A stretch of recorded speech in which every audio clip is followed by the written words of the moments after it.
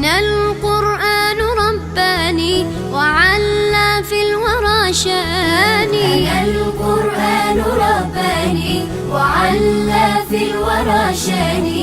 أنا القرآن أدبني، أنا القرآن نقاني. بسم الله الرحمن الرحيم. الحمد لله رب العالمين، الصلاة والسلام على رسول الله صلى الله عليه وسلم. وحلقة اللبات aynu uga hadlaynay bisha barakaysan ee ramadaanka. waxaynu xalqadan iyada ah uga hadlaynaa fadaaisha ku soo aroortay bisha ramadaan qaybo ka mid ah. intii aynu ka gaarno ayaan insha Allah tacaala ama aynu ka xasuusanaba wax ka taabanhaynaa.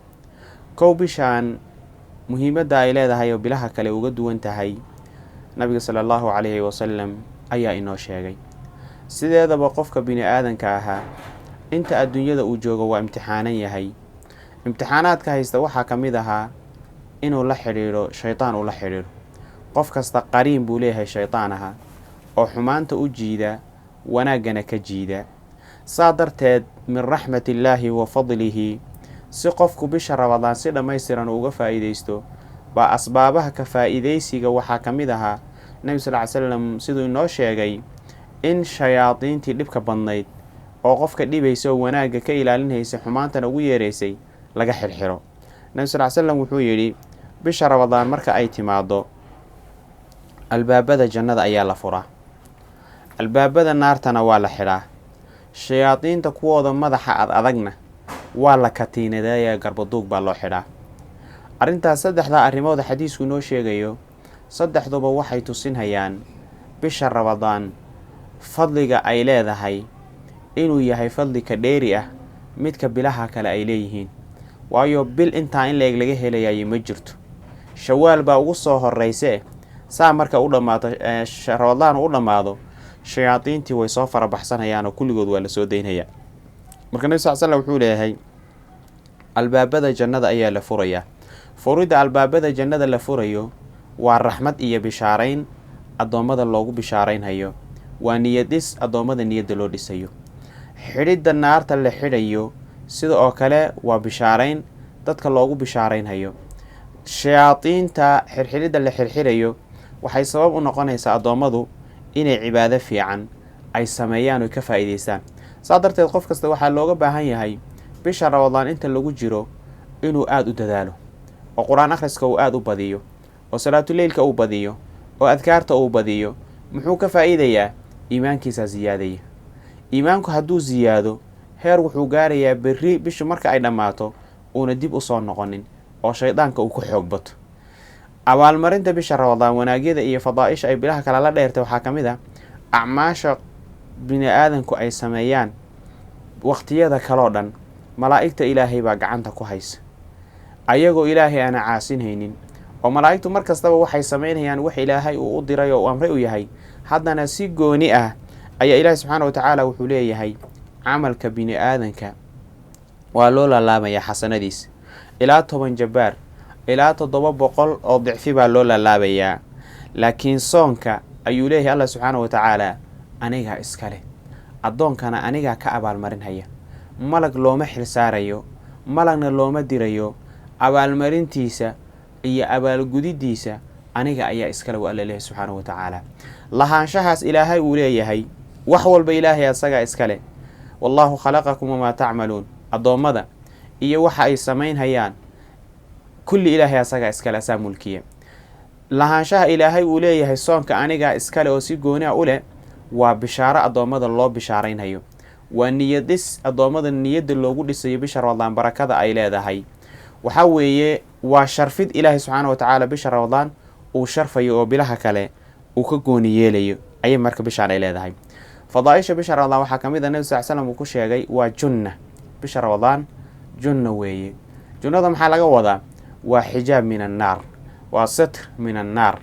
qofka bisha ramadaan soonka uu soomayo wuxuu ka faa'iidayaa inay xijaab uga noqoto naarta, oo soonkaa uu soomay sababtiisa uu uga badbaado naarta.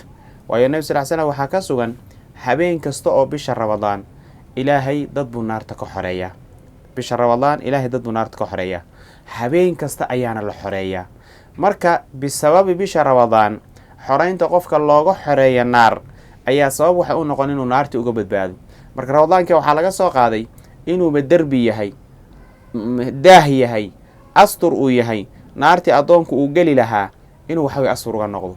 limaada nabi sal slam xadiis waa kan ku leh man qaama ramadaana iimaanan waxtisaaban gufira lahu maa taqadama min denbihi. cajiib, qofka bisha ramadaan istaaga oo cibaadaadka iyo awaamiirta la isfaraya u istaaga oo sameeya, muxuu u istaagay? iimaan, rumayn uu rumaysan yahay waajibinta ilaahay uu soo waajibiyey, rumayn uu rumaysan yahay fadaa'isha ilaahay dhexdeeda uu ku sheegay, rumayn uu rumaysan yahay qofkii sidii loogu talagalo u sameeyay in naar laga xoreynhayo.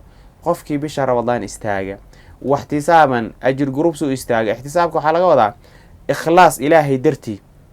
salaad marka uu tukanhayo uma tukanhayo hebel iyo hebel ha ku arkaan, uma tukanhayo dadka xaafadda ha ku arkaan, uma tukanhayo waa sheekh ha lagu yidhaahdo, uma tukanhayo waa qof cibaado badan ha lagu yidhaahdo, laakiin wuxuu u tukanhayaa ixtisaaban ilaahay dartiis, ikhlaas. ilaa camalku wuxuu wanaagsanaadaa markii ilaahay dartii loola yimaado. wax kastoo alla dartii loola yimaado baaqi buu noqdaa. wax kastoo bini aadankii makhluuqaadka dartood loogu yimaadana wuu baaba'aa, ajirna addoonka loogama qoro. marka qofkii u istaagay ilaahay dartiis dembigiisii horaa loo dhaafaa buuri nabigu sal ly slam. meeshaas waxaan ka garanaynaa haddii dembigaagii mar laguu dhaafo waxay sabab u noqonaa janno gasho. qof dembigiisii la dhaafay naarna ma gelayo, meel dhaxana ma taagnaanhayo, janno ilaahay subxaanahu watacaala ayuu gelayaa. sidoo kale waxaa arrintaas sii caddaynaya nabi sal ly slam waxaa ka sugan inuu yidhi ramadaanka qofka uu joogo ilaa ramadaankiisa kale inta laga gaaray ninka ilaahay cimri uu ka gaarsiiyo, dembiyada qofkaas ka dhacda labada ramadaan inta u dhaxaysa waa loo dhaafayaa, bishardi laakiin dunuubta waaweyn qofku markuu ka dheeraado. dembiye waaweyn markuusan ku dhicin, wixii saqaa'ira iyo dembiye yaryar ee qofka ka yimaada bisababi ramadaankan uu soomay ayaa waxawey loogu dhaafayaa. ramadaanka marka yeelan haya dembi dhaafidda waa ramadaanka sida saxda aha loo soomay, wixii uu mudnaa lala yimid ayaa waxa weeye midka dembiga lagu dhaafaya. fadaaisha bisha ramadaan uu leeyahay waxaa ka mid ah bilaha kale caadiga. sida caadiga dadku cuntada way wada cunaan, waana la isa saaciideeyaa, makhaayaddaa la wada galaayo, raashinka waa la iska bixiyaa, xaafadaha la wada tagaayo, waa la wada qureecooda, laga wada qadeeya, waa la wada casheeyaa. wax gooni oo lagu sheegay ma jirto. laakiin bisha ramadaan halka qof eed wax siiso xisaab kuu qoran bay noqonaysaa, ilaahay agtiisa kaaga qoran, adigaan aad xisaabsanayso oo niyadaada aad ku darsanayso qofkan sababtiisa inaad dembi dhaaf ku helayso. nabigu sal ly slam wuxuu yidhi qofkii qof sooman afuriya wuxuu yeelanhayaa kii ajirkiisaoo kale u yeelanhayaa. kala afuriye ajirkiisa intii lasoo qaada miya adiga lagu siinhayaa? waa maya. nabi sal ly slam waa inoo soo cadeeye, wuxuu yidhi asagoon ajirkiisa waxba laga dhimin baa intii in la eg baa adigana lagu siinhayaa. lidaalika 36 qof qofkii afuriya bisha ramadaan wuxuu u dhigmaa sanadka oo dhan sidii qof soomanaa oo kale. marka soonku waa ganacsi, waa tijaaro.